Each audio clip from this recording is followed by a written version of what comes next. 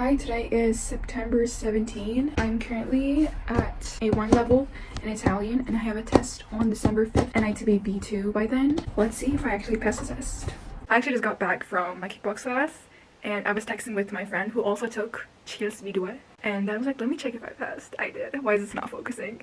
I passed. Oh my gosh. Hi, my name is Kayra. If you're gonna take the CILS B2 test, this video is for you. So I took the test in December 2024. I passed all 4 sections except the grammar one. I was missing 1 point, so I retook that part in April and fully passed. If you're looking for a video on how to improve your Italian, I have a video on that too, so watch that first, then come back. In this video, we're gonna talk about how to prepare for the structure of the test. I wanted to make this video because when I was studying, there were no videos on YouTube, so I wanted to make this because I wish this video existed when I was studying. So I fully studied by myself. My chair keeps going now. Anyway, in September 2024, I was actually A1. I talked about why I attempted to get to B1 in 3 months in the other video, so I'm not gonna get into it now. But basically, I generally studied Italian until the last 20 days before the exam. This video is gonna be about what I did in those 20 days. So I was studying 10 hours a day in those 3 months. That was not enough to get to a solid B2, so I had to come up with some tricks and shortcuts to be able to pass. So even if you're B1, you're gonna be able to pass with these techniques. So I'll start by talking about how this test works very briefly, then we'll talk about each section one by one. So this test is usually asked by the Italian universities when you're applying for a major in Italian. It has 5 sections. These are listening, reading, grammar, let's say, writing, and speaking. Each section has 20 points and you have to get 11 in each section to be able to pass. Let's say you pass all 3 sections but you're not passing 2, you can retake those 2 later, but like you have to sign up for it again and pay for it again. So in December I paid 125 euros and in April when I was retaking that one part I paid 35 euros, but it changes every year. So the result of this test comes out in 2 months. I know. They do this test only a couple times in a year. It's on the same date everywhere in the world. Also, you have to apply to take this test a month and a half prior, usually. So make sure to know the deadlines to apply and make sure that you'll have the result when you need to. So if the time of this test doesn't match when you need it, just take another test. When I was trying to sign up to retake that part in April, I almost couldn't. This happened in February. Not all the results of the one in December were published like in everywhere in the world, and apparently they don't let you sign up if not all the results are published, so I almost couldn't retake it in April, but it's okay, it's over now, we're good, everything's fine. I think that's all I have to say about how the test works, so let's start with listening. I would say this is the easiest part. I did the practice tests for this one. There's a website called Language Advisor and you can download almost all of the past exams of CILS B2. There's also a book called Riguardo CILS B2 and I did all the listening tests on this one. I downloaded this book on Annie's archive for free. There's also a book called Percorso CILS B2. I only did the grammar part of this book, so I don't know how the listening is, but you can keep it in mind. Let's move on to reading. I would say this is slightly harder. So it has 3 sections. The first 2 are multiple choice. The third one is it gives you sentences and you have to put them in the right order so that it makes a paragraph. I was studying reading with the past exams and the exercises on Riguardo CILS B2. I was doing okay in the first 2 parts, but I was struggling on the third part. So at some point I started focusing on the third one, and once I was improved on that one, I was good to go. A couple tips I can give for reading is memorize the words that you don't know and try to read some novels you've read before in Italian. You can probably find them on Annie's archive for free. We can move on to grammar. By grammar, I mean analisi delle strutture di comunicazione. Unnecessarily long name. So first time I took this test, I got 10 points and I couldn't pass. And I retook and I got 14 points in April. So we're especially going to talk about what I did before retaking. So it has 4 sections. Each section has different points. I'll put them on the screen so you can kind of prioritize accordingly. Let's start with the first part where you fill the blanks with aggettivi e pronomi. So you're obviously going to be doing the past exams and you can also study from the books. I wasn't able to find books that had like the exact same exercises other than the ones I mentioned before. So I downloaded a bunch of different grammar books from Annie's archive. So I would go through those books to find similar exercises. So I'll also write the titles of those books. Let's start with some tips on the first section. I think the common difficulty with this one is not being able to remember them. Like you have no idea what to put in the blank. That's why I came up with this. So this is what I would do, except for the very basic aggettivi e pronomi. There's 26 that you should remember if I'm not missing any. So I would keep 26 in mind and then I would remember 2 A's, 5 Qs, 6 Cs, 2 Os, 4 Sts, 3 Ns, 2 Ps, 1 T, 1 M. Because if you try to remember them randomly, you're probably gonna forget half of it. So I would start a timer. Before starting to do it, I would write down all the initials. Then I would think, okay, what was the ones with A? And then I would feel it like, oh, okay, A, alcune. I would just put alcune, but don't forget to change it to alcuni when needed. So I would look through this as I'm doing the exercise. One more thing I did was, I kind of talked about this in the other video. If you have seen that video, you know that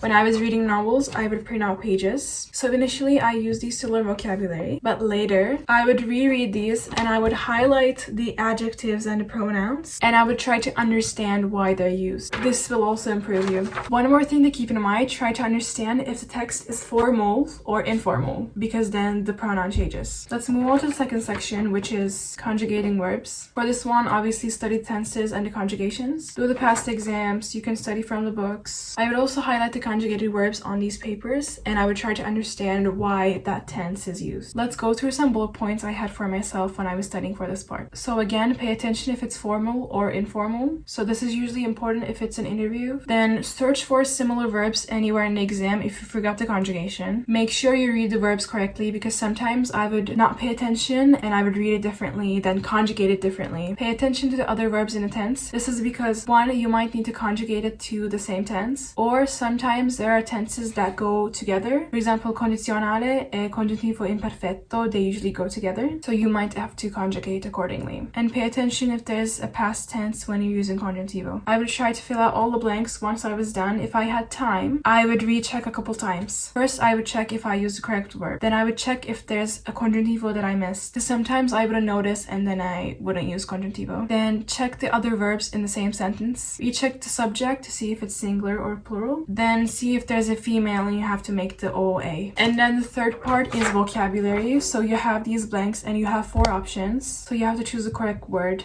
to fill it in. For this one, even if you know every word, you have to know the usage of the word. But yeah, I would still memorize the vocabulary that I didn't know. The 4th section is multiple choice. It's very easy and it has the most points, so be careful with this one. Now that we're done, let's move on to writing. This is gonna be fun. I was not B2 in writing at all. So I didn't practice writing much because it's boring. Also, I'm sweating so bad, but I can't put the fan on. I can't open the windows either because it'll make noise. It's okay. I didn't practice writing much and I was not good at it, so I had to come up with some shortcuts. So let's go through them. So writing has 2 sections. The first part is it usually gives you like a prompt or a question and you write about it. This is the longer one. And the second part is writing an email. It's shorter. So I first wrote some of the questions from the past exams to ChatGPT, and I asked for like advanced words or like conjunctions that I can use. So learning the conjunctions is very important. Let me find them. So, for example, malgrado, sebbene, nonostante, benché, dunque, perciò, all this stuff, tuttavia. And then there are a couple questions that are asked often, so I planned answers for those and I memorized them. These questions are: talk about a country you've lived in or visited, talk about a hobby, or talk about a book or a movie. I had this for all like the advanced stuff that I was using for writing. I could not find it, but if you read my answers, you'll be able to see all the things that I like reuse. So I memorized all these in case they were asked. They were not. My question was: you're a writer in a blog and it's your turn and you have to write a blog post about climate change. I was like, fun. So before I started writing, I basically wrote down like all the advanced things that I could use. And as I was writing, I tried to like use those in my text. And then for the second part, this is a lot easier. You're gonna write an email. Let's go through the things that you're gonna use in every email that is advanced. So you're gonna start with alla cortese attenzione della segreteria. This is a very advanced of saying to the like attention of the secretary. And then when you're ending, you're gonna end with resto a disposizione per ulteriori chiarimenti e ringrazio anticipatamente per la sua disponibilità. It's kind of saying like I'll be waiting for a response and like thank you in advance. Cordiali saluti, distinti saluti, whatever. There are also videos on YouTube about how to write emails in Italian. You can also watch those. And then the topic that will give you will be usually about you're a university student and you're writing to your professor or to the school or whatever. We're gonna go through a couple sentences or phrases, stuff you can use in emails. Ooh, like I would always use scrive questo email per. So I'm rewriting you this email for. Potreste comunicarmi. like it's an advanced way of saying, can you tell me? I'll write some other like responses that I had, so give you like an idea. There's per quanto riguardo, regarding to blah blah blah. You can use this in many cases. Un altro aspetto che vale la pena, blah blah blah. There's potrebbe fornirmi informazioni. So can you provide me information on? And then when I would actually try to practice writing, I would pull out the questions from past exams and I would put the timer and try to write. And then I would take a photo and ask ChatGPT to correct me if I have any mistakes. My question for the second part of writing was, you're a university student, international students are coming to your university, there's gonna be a dinner for them. You're writing your school asking if you can plan a dinner and you're giving ideas on like where it should be, blah blah blah. So thankfully that was my question, so I was able to pass the whole thing with 15. Now let's talk about speaking. It has two sections. The first one is a conversation with the examiner and the second part is a monologue. So the examiner doesn't interrupt unless you're quiet for like too long. I'll also put the questions from December 2024. I was able to take a photo. So if you're not fluent, it's harder to prepare for this first section because the questions can be anything at all. So what I did was I wrote down some of the questions from past exams. I asked ChatGPT to give me some like advanced vocabulary or phrases that I can use in any question. I'm gonna put them up here, but I will also read some of them for you right now. So when you want to say something like I think, you can say a mio parere, secondo la mia esperienza, credo fermamente che, penso che sia fondamentale, ritengo che sia importante sottolineare. It's kind of saying like, I reckon it's important to underline. Or if you're trying to save time, you can say, mi lasci riflettere un momento. Or like, è una domanda davvero interessante. Non è facile rispondere subito, ma direi che. Like, you're good. Like, by the way, the first time I've been to Italy was a month ago. So I never been to Italy when I was taking these tests. So I didn't have many Italian friends either. So it was kind of hard to practice speaking. This is why I had to do all this. I would ask my Italian friends if I could call them. And I would ask them to like ask me questions from the past exams. And I would have these in front of me. I would try to use these to make it more advanced. Because I would usually like not know what to say. So for the first part, these could help you. And then for the second part, so I decided to focus on images because it would be easier to like prepare for. I'm gonna give you a map, a sheet that if you use it, you will get a point around 8 or 10. Like it's genius. I also got help from ChatGPT on like finding these sentences. So I'm gonna pull out a random photo to do an example for you. So let's say this is the photo we get on our exam. So this is how I would answer using this sheet. Innanzitutto nell'immagine vedo la gente. I mean 99% of the time there will be people on the photo. Then, mi sembra che sia impegnata in ciò che deve fare. It seems to me that they're busy in what they're doing. This is gonna apply to almost every photo. Secondo me, questa scena si svolge in un luogo moderno e ben curato. You can change the adjectives depending on the photo. Then, a prima vista sembra essere un'università, un'aula. You're just gonna finish it with what location it is. Then we're gonna continue with inoltre si tratta di un evento comune. I mean, you can finish the sentence with like either of these and it'll match. Like, then dà l'impressione di essere un ambiente luminoso, accogliente, tranquillo, al chiuso, rilassante. Then le persone appaiono concentrate, impegnate e coinvolte. Dal mio punto di vista indossano abiti semplici. In primo piano c'è una ragazza, oppure in primo piano vedo una ragazza. Sullo sfondo si notano gli altri studenti. Se avessi la possibilità mi piacerebbe partecipare perché sembra un'esperienza piacevole. It doesn't have to make sense 100%. This sentence is really good because you're using congiuntivo imperfetto. Or maybe you don't want to participate. You can say non mi piacerebbe partecipare perché non sembra un'esperienza piacevole. Whatever you want to say. But if you use a positive sentence, you can continue with e penso che sarebbe perfetto anche per chi ama le esperienze gradevole, interessante. Whatever you want to say. Then you can continue with mi ricordo una situazione simile quando ero una studentessa. In sintesi, questa immagine rappresenta un contesto casuale, tranquillo. You're done. Let's say you're in Italian and I spoke with you before the test. You would like 90% tell me that I was not gonna pass. And I passed with 17.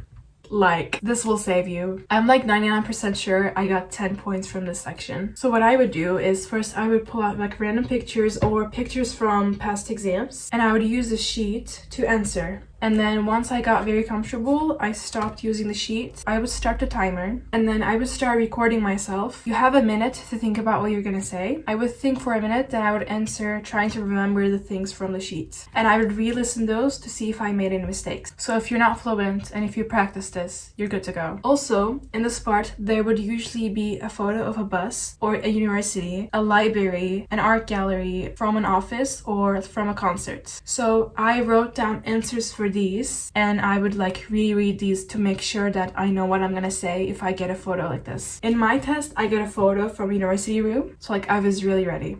So that should be it. Also, one more thing I want to mention is there's this YouTube channel, there's this guy, I can't remember the name, but I'll put it on screen again. So he has videos doing the exercises from the CILS exams. He also has videos for like the writing section and everything, so you can also watch those to like get an idea of what to write for your answer. I really hope I mentioned, I forgot to mention something. For the grammar section, like I said, I was doing exercises from the grammar books. I would make mistakes, and when there was something that I was like, okay, like I should revise this, I started keeping a notebook and I would write down those. I would revise these to make sure I don't make the same mistakes again. I really hope that I didn't forget anything. If I did, I'll put it in the description so you can check it out too. I really hope this was helpful and you got some kind of direction. If you have any questions, write them down below. So I wish you the best. Good luck on your test. If you liked the video, like, comment, or subscribe. I love you and I'll see you on the next one.